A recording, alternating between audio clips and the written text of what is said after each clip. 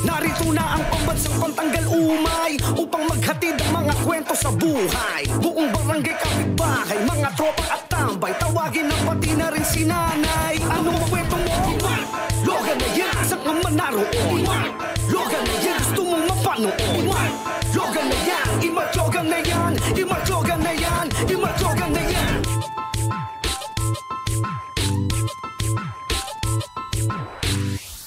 Hello, Galogs! Iwas tulali at tutok na sa mga kwento kong habe. Wala nang segue, giveaway na to Saturday sa mga kwento kong okay na okay. Ako ang inyong pambansang pantanggal umay kaka Mark Logan at ito ang aking top 5 mga kwentong Mark Logan. Plus, if I do this, I do not want to hear any noise. Kapag may narinig ako na isa sa inyo nagsasalita, I will stop the lesson and we will have a quiz. Do you want that? Yes or no? Kapag napadaan siya sa inyong social media, nako, tsak mapapahinto ka dahil sa kanyang dramang kakaiba. Agaw pansin din ang paraan niya ng pagsasalita at ang kanyang mapang-asar na tawa na very halata. Thank you for my... Very good! Everybody, bigyan ng limang palakpak! Tulo! Litali ko na saan! Ay! Ikaw ba yung pambansang pantanggal ng umay? Mark Logan? Ay! Ikaw nga! Pasok ka, dali! Dali! Ito, upo ka! Papasok na ho, Nay! At baka yung bit-bit mong hanger, lumatay!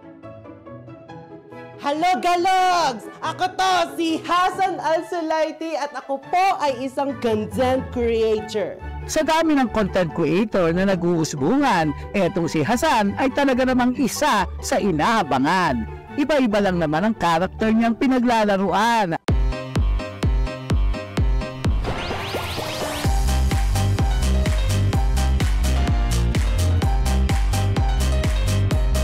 Ang content ko po ay tungkol sa mga everyday occurrences ng mga buhay natin. So gumagawa po ako ng mga skits, may mga characters po ako tulad ng mommy, ng teacher, ng girl best friend, at marami pang iba.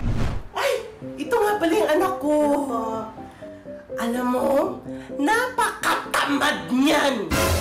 Wala yang ginawa dito sa bahay, kundi tulog, cellphone! Tulog, cellphone! Diyos ko, Mudra, bakit mo naman ni-reveal na tamad si Junakis? Sana in-only me mo na lang ang iyong inis. Pwede ba? Wala ko kayo maingay! Sit properly! Hanep, kahit lamok, mahihiyang bumulong. Ewan ko na lang talaga sa kaklase mong puro chika ang baon. Auto-behave ka talaga sa Gedli. Huwag lang mapatawag sa faculty. Fiona, here's your test paper. Oh, bakit? Wait. Wait lang. Ano score mo?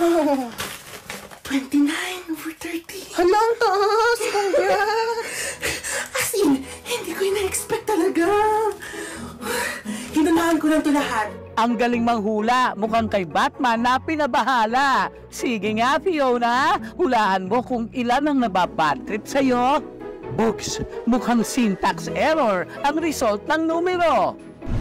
Nagsimula po ako sa pagiging content creator sa kasagsagan ng pandemic. Nung lockdown, nandyan na ako sa kwarto ko palagi, nag-online class. Kaya in between classes, para mawala yung stress sa pag-aaral, gumagawa po ako ng TikTok videos. Yung mga sound pa lang, yung parang ginagaya ko yung mga nakakatawang sound sa TikTok, tapos sinesend ko sa mga barkada ko, pero pinupost ko rin sa TikTok. Tapos biglang nag-viral yung mga ganong content, kaya sige, tuloy-tuloy natin. Tapos after nun, gumawa na ako ng mga skits, gumawa na ako ng kung ano-ano pa para tumagal, para hindi mawala yung momentum. Siya ba, may 1.3 million followers lang naman siya sa TikTok at mahigit 200,000 naman sa Facebook.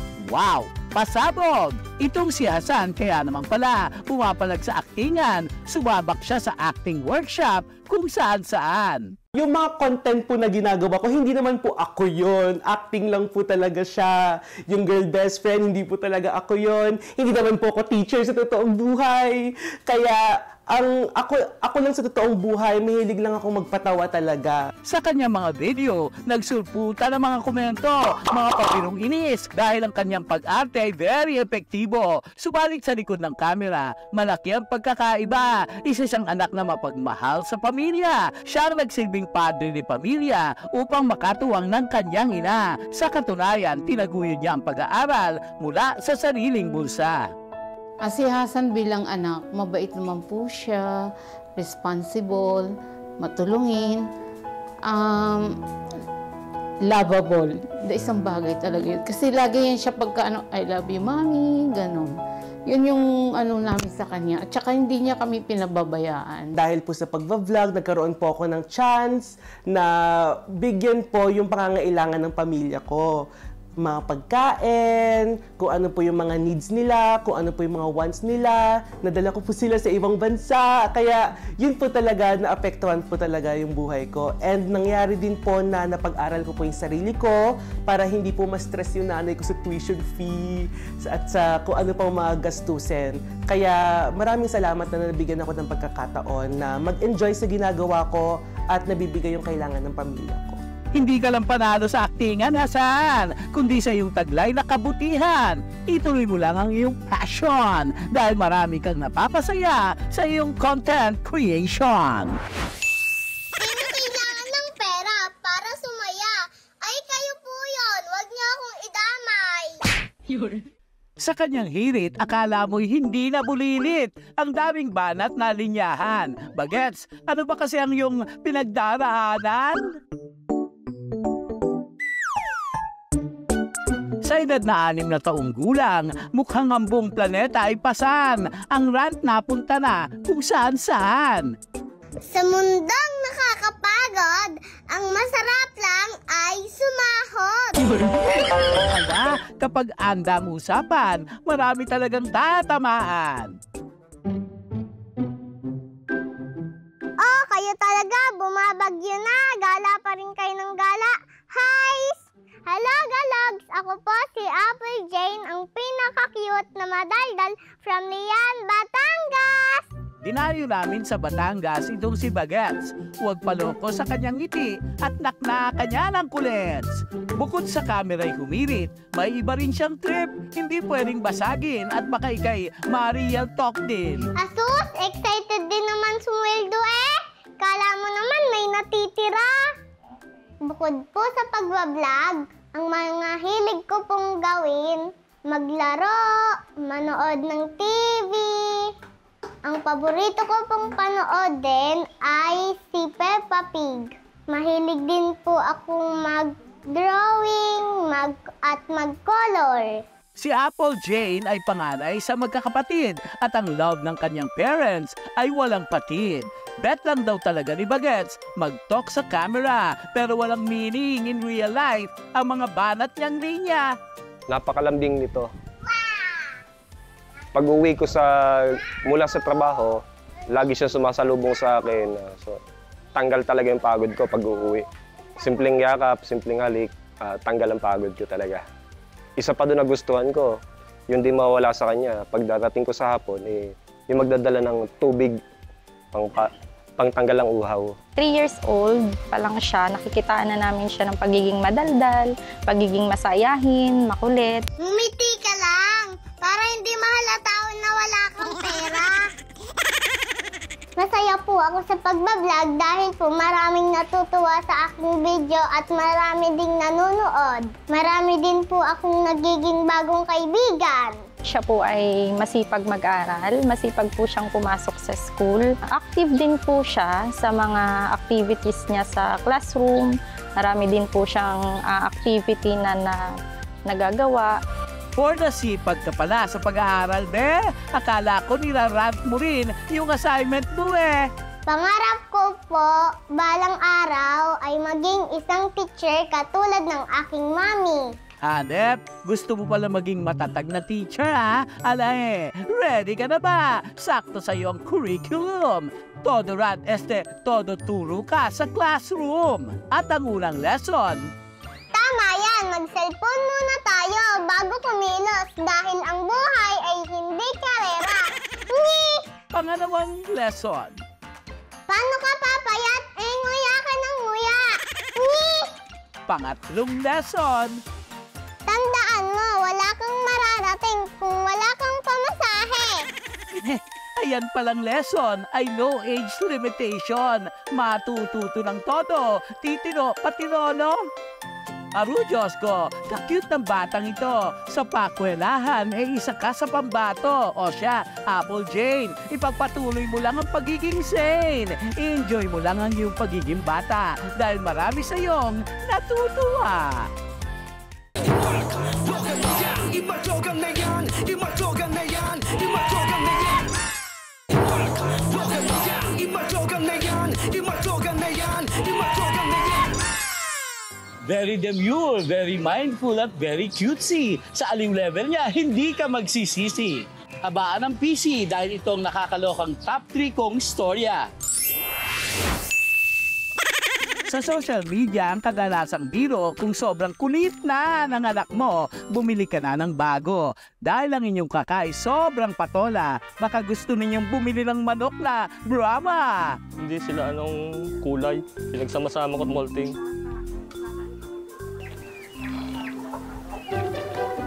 Sa Batangas City pa kami bumiyahe.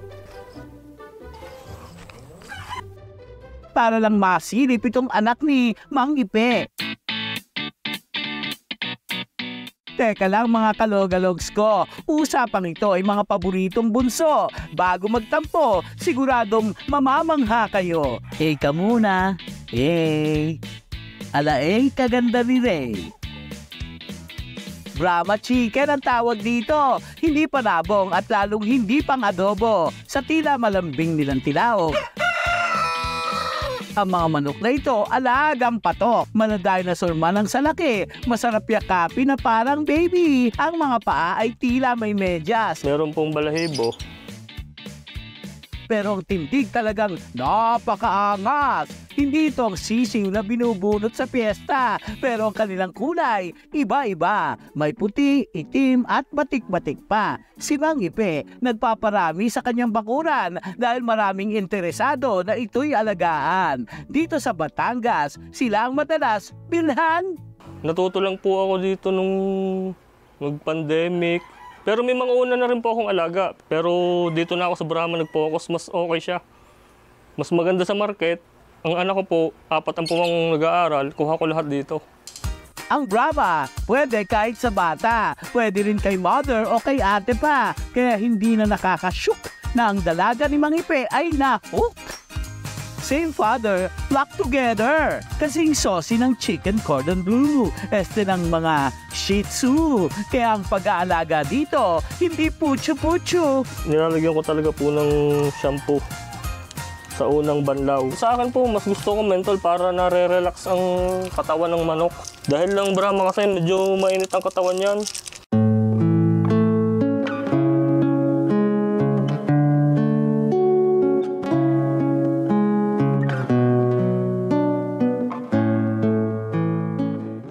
Ito ng kanyang shampoo. Natatanggal po ang mga kuto.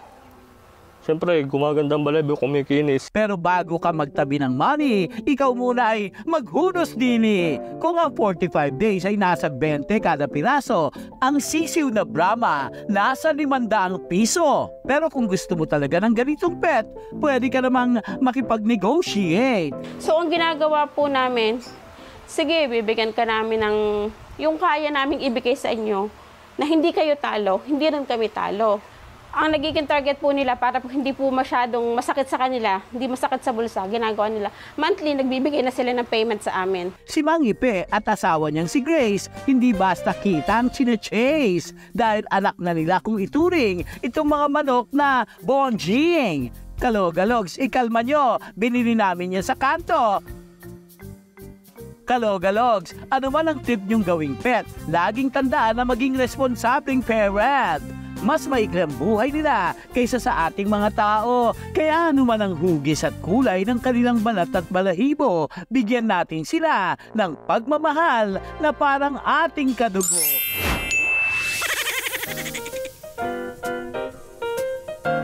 Lahat naman tayo gusto ng buhay na mahaba, kaya siguro ang pansit natin dumami na. Mula sa kanya-kanyang probinsya, iba't ibang sarap ang handog nila.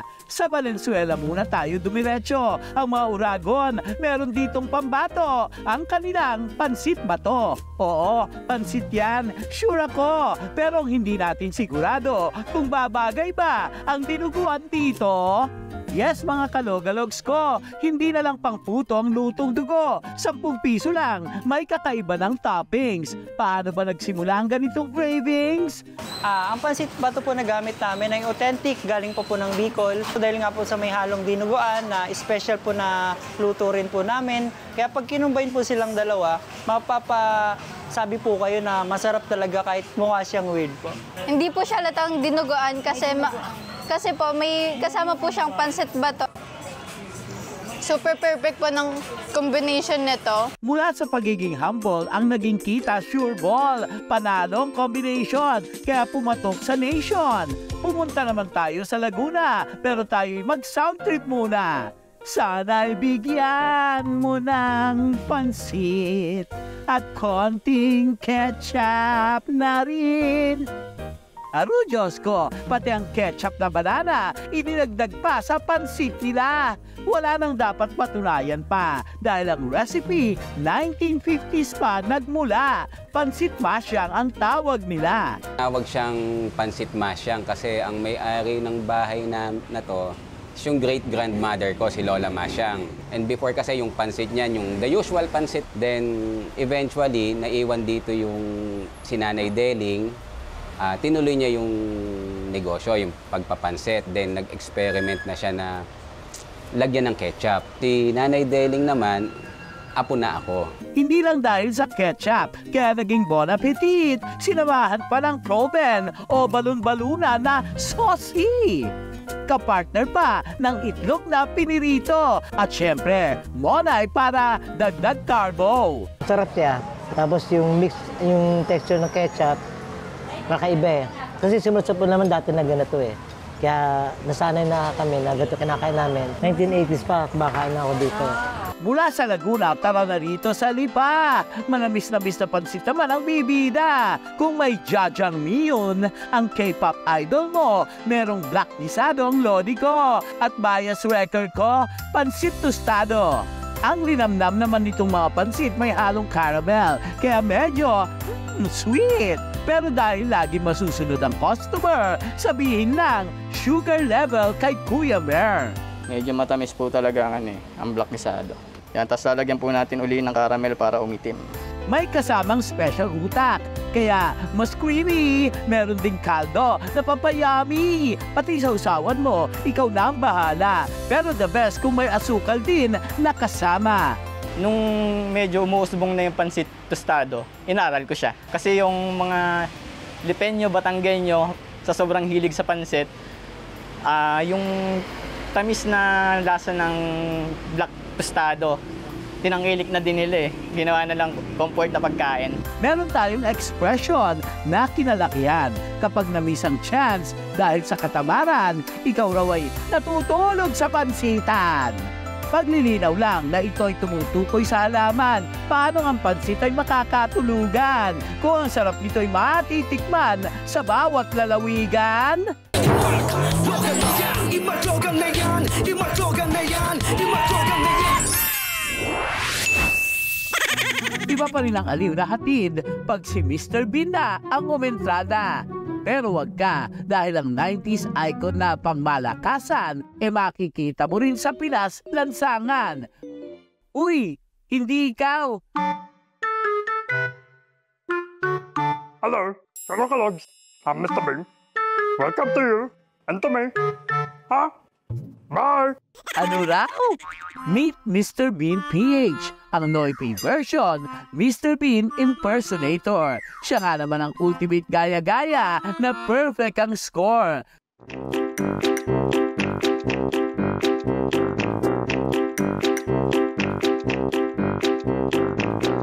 Wow! Yan ang hataw. Ang step, binabalisaw-saw. Aba, Maestro Bean, is that you? Hallelujah, luya, lu. Nako, ewan ko sa'yo. Alien nga ba talaga siya? Kuya, sino ka ba talaga? Hello, I'm Mr. Bean. And in the real life, ako po si Michael Lasak, ang King Bean ng Quezon City. Inaasar na ako nung bata pa lang ako, Mr. Bean. Kumbaga binubuli na ako ng mga kalaro ko, mga kababata ko, na Mr. Bean, Mr. Bean, Mr. Bean. Hanggang sa, nung lumaki na ako, when 19 years old, may isang show na kung saan impersonating. Dapat ang gagayahin ko that time si Gab Valenciano. Pero dahil sa sobrang hirap at galing niya sumayaw, naisip ko bigla pagising ko si Mr. Bean na lang, no? Gab Valenciano? Kahulmang no? Diyos mio! Ayun lang, bigla na namang sinapian. Kakaiba naman ang naging komento ng mga utaw sa trip ni Michael. Actually, mayroon dyan, hindi naman yan si Mr. Bean, baliw ata. May tama ata sa utak yan, hindi naman si Mr. Bean yun Yung mga basher talaga, hindi mawawala yan, yung sinasabi nila. Parang nababad sa rep si Mr. Bean tumaba daw ako Gabihan, ano bang problema ninyo sa mga mukhang busog, aber? Simula nang nag-umpisa na sa pag-i-impersonate ay bumuhos na ang blessing sa kanya. Bukod sa overseas rackets ay may munti na siyang kainan.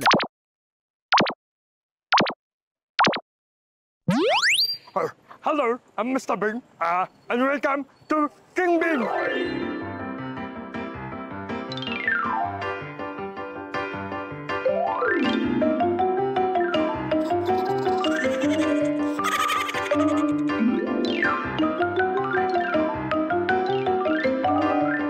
Nice! Grabe tumulong! Wow! Mukhang napagod pa, Mokong!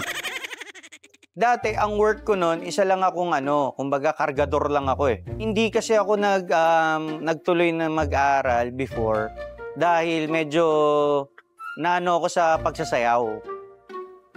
Sa ngayon na naisip ko talaga siya, nasabi ko, siguro kung nakapagtutok din ako ng pag-aaral dati, baka siguro mas naging kumbaga, mas may alam at hindi ko masyadong napagdaanan yung hirap na pinagdaanan ko kung nakapagtapos ako. Naging motivation din sa akin yun na hindi ako nakapag-aral, so nagkaroon ako ng self-study na lang. Kumbaga, nag-aral talaga ako mismo sa mga bagay na kailangan kong malaman. Grabing hirap man ang pinagdaanan sa buhay, ay nananatili pa rin siyang masiyahin. Ako, family man talaga ako. Kumbaga, gusto ko palagi kumpleto kami. Pinakamalalang pinagdaanan ko syempre, yung isa-isa silang umalis. Kumbaga, kinuha na sila ni Lord. Sobrang bigat na yung tipong naging manhid ka na, hindi mo na alam kung ano yung ire-react mo, kung may iyak ka pa ba. Bukod sa pagiging daddy sa kanyang Mr. Bean Junior son, ngayon ay tutok siya sa kanyang kainan, pagbablog at pagiging good Samaritan. Pinakapangarap ko talaga, syempre, kahit paano, maging successful para makatulong na kagad ako.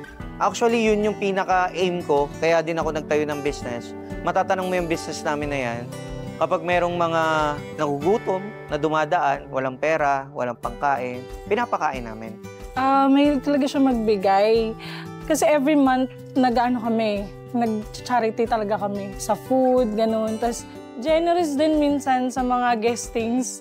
Kasi minsan hindi siya nagpapabayad. Ano yan kung ano meron siya, meron ka rin. Hindi yan marunong humindi, no? Kaya kung minsan naabuso, ano ka dito, ano ka doon, para lang sumaya yung iba. Kung kailangan mong tumulong, huwag kang magdalawang isip na tumulong dahil may Diyos naman na nakatingin sa'yo.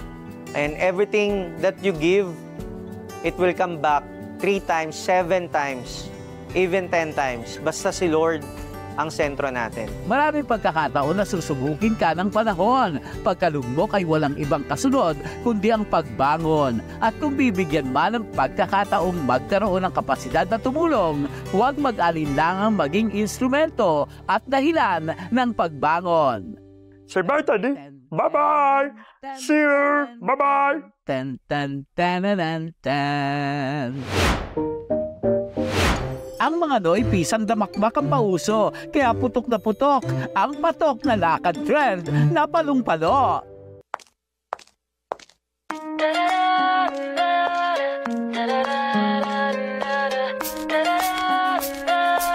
Diyos mio, bawat scroll puro lakad ang ganap sa TikTok. Sa viral trend ng pangmalakasang rampatok. Unang entry kay Sir, napasibat na. Kansilado na ho ang pasok, tama na ang kararampa. Ito naman, saan ang punta? Aba, ready na para bumirit ng bongga. Uy, di dyan, Koya. Ingat ha, baka mahulog ka sana. Ano bang meron at patok ang trend na to sa mga teacher? Wala nga raw kasing holiday. Pag need mo ng lesson plan, mga te, abay.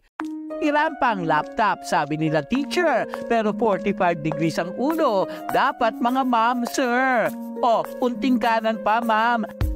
Huwag naman maghintay na masing-alan. Magsaing ka na at bantayan ang sinalang. Makakain pa kaya sila sa atrasabante niyang rampa? Abangan!